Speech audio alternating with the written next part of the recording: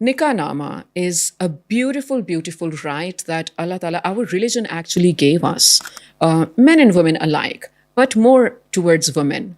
The kind of rights it offers us, it's beautiful. If you try to understand it, you're safe.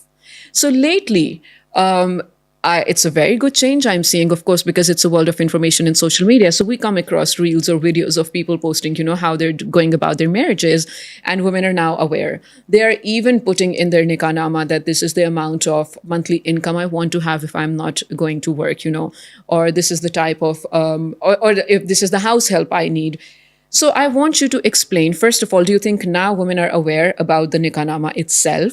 Second, what are the kind of things we can actually put in the Nikahnama? Or you can also give, an example from your experience. Someone put something so drastic and it was legal to put it in there. Well, I think that Nikahnama has been misused by both the parties in Pakistan. Okay, misused. Yeah, wow. misused. Okay. Sometimes it has been misused by the woman, and they actually used it as a tool to empower themselves. But Nikahnama is actually not there to empower you. Okay. See Nikahnamas in other nations of the world.